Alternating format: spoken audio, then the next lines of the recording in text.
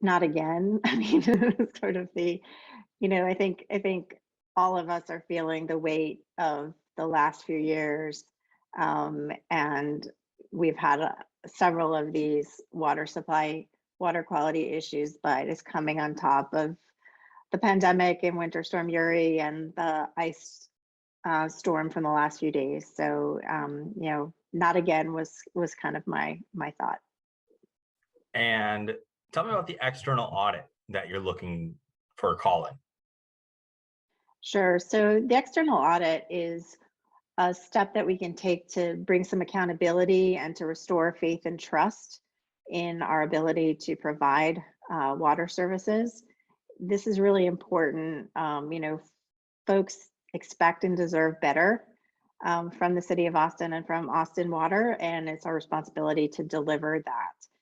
You can't fix a problem if you don't examine it, and we can benefit from outside expertise, looking at our water infrastructure and the way that our system is set up, how things are managed, how things are operational, and making sure that we are asking questions and taking the steps that we need to make sure that we can deliver quality water on a regular basis. Speaking of which, what questions do you have for this process and for Austin Water? Well, I think there's some, short-term questions that we really need to be able to answer for the public in a way that people can understand. So we need to understand why it took the amount of time that it took between when the turbidity issue was noticed and to the time that we issued the boil water notice. And there's a lot of pieces in there, and there's not necessarily a problem with how it played out, but people need to understand what steps were taken and how it did play out. I think we also need to understand at the point when there was a turbidity problem, what kind of risk, if any, was the public under who might have drunk some of that water. At this point, we don't have widespread reports of public health problems, and that's a good thing. But I think we need to understand a little bit better what they knew at what point, and what the level of risk was. There are regulatory requirements, and we need to follow them. But we also need to be able to communicate what the level of risk was. What do you expect the results of this audit to be? Not in terms of what answers are you looking for, but what will be the results of those answers, I guess? So, one piece of this audit will be specific to this incident. Another piece is going to be looking more holistically at how Austin Water is run and the investments that are being made.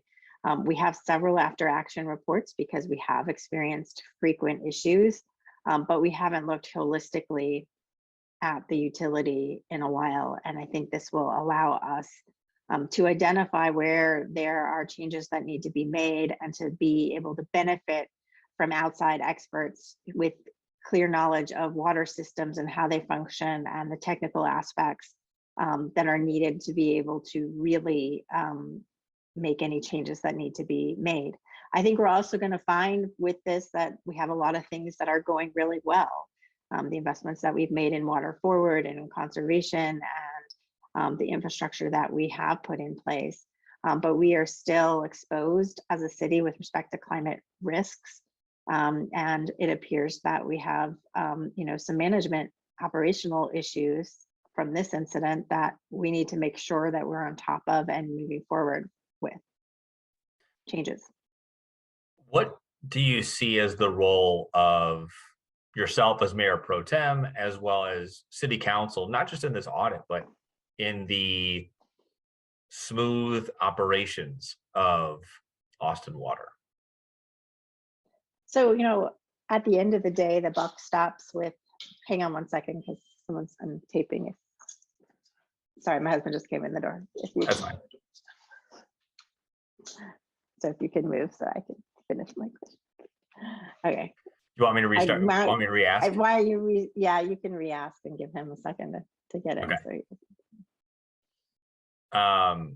Okay, so what do you see your role as Mayor Pro Tem, as well as the role of City Council in making sure that Austin Water functions smoothly and properly, and still looking forward, like you said, for, you know, being aware of consequences of climate change and you know, making sure that it's still moving forward as well. At the most basic level, supplying clean water to drink is one of the basic core functions of government. So it's at the core of what we do. From a real technical standpoint, we provide policy guidance and the manager implements, and the manager is responsible for the day-to-day activities.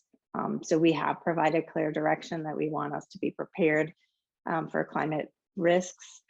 We also need to make investments in conservation, which we have done. And then there's the day-to-day, you know, are the water pipes working and is the system functioning?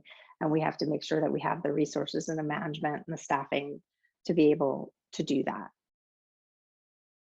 And you were This saying audit is, you know, an oversight mechanism to make sure that what we're doing is effective and is state of the art and is really looking at where we're at in deeper ways that takes into consideration technical knowledge about the way that water systems function. Because we've had so many of these incidents, people have a lot more knowledge about the way their treatment plants, et cetera, work, and that's a good thing. But you still need a level of knowledge that water experts have to really be able to identify key challenges that will help us solve and prevent these kinds of issues in the future. after the boil water advisories of 2018, last year after the winter storm, and then obviously this one, what do you, is city council becoming a, you know, Austin water experts at this point, or do you kind of expect that going forward? Should that be an expectation of the public to, you know, that city leaders, elected city leaders, should know what's happening in terms of Austin water and the technical aspects of it, I should say? So we don't need to know the technical aspects of being able to put this or that chemical, but the broader questions of the things that the utility needs to invest in and whether or not it's being managed well, we need to pay attention to. We have adopted Water Forward, which is our long-range conservation plan that we worked extremely hard with the community to put together, and Austin Water is a leader in that. And our plans to make sure we don't have to import water into our community over time are really important in this drought-stricken area. The work that we have done in these after-action reports is important, but it also requires management to take the next steps. I chair the Audit and Finance Committee, and one of the things that became apparent as we looked carefully at the winter storm is that there were after-action reports that management had not implemented. And so we are in the process of making sure that we're prioritizing among the many recommendations that are there so that we do the most cost-effective, most efficient, most important things first in order to prevent these problems in the future. Seeing all the frustration on social media, how do you respond? Frustration from the public, how do you respond? Well, I respond by trying to be open and transparent about what we know. At this point, the focus is on restoring the power and making sure people have the information they need to make the decisions in their everyday life for them and their families as we are under this water boil. We have to be transparent about what we know, about what happened. People need to understand that at this point in time, we do not believe this is an infrastructure failure as much as it was a management personnel issue. And we have policies and procedures that will look internally at those things. This audit is another look at it to look more systemically to make sure we're not missing things, because you can look at one incident and miss the forest if you're not careful. And I think that's the questions I had for you. Is there anything else you want to add about this external audit? You know, I really do like that analogy, is if you're looking too closely, then you would miss kind of the bigger picture, you know, miss the forest. Right, and we don't want to live the same battle that we've already fought. We want to prevent any future instances, and we need to engage some external expertise in doing that. and to take a clear look at the enterprise and any elements. We have a lot to do to restore trust and confidence in our ability to deliver this basic service. This is just one step along the way that will get us there. We still have to pass, I still have to get my resolution passed, and which I don't anticipate a problem with, and it has to be implemented, and we have to identify the experts who will come in and do the work and the scope of the work to make sure the scope is going to be useful for us moving forward. So we have some of the work, we have some work that's been done already because we have all these after action reports from the various incidences, and we know which of those things have been and have not been done, and we've been prioritizing those as well. But we need to take another look, and we will benefit from folks who are in the water space to help us with that. And then what are the logistics of this external audit? I mean, when do you anticipate the resolution being introduced and passed? What's the timeline to actually make this happen? So I'm hoping that the city manager will prioritize making it happen very quickly. But in terms of the resolution will post for public notice on Friday, and we will vote on it on February 17th, which is our next council meeting. After that point, the city manager will develop an RFP for the audit, and that RFP will be in part a function of the scope that we put in there. We will have to determine the scope so that it is effective at answering the questions that we have, but also that it's cost efficient, because you could look at every little corner, and that's not what we're trying to do. We need to be focused, but wide enough that we get answers to the things that we need answered.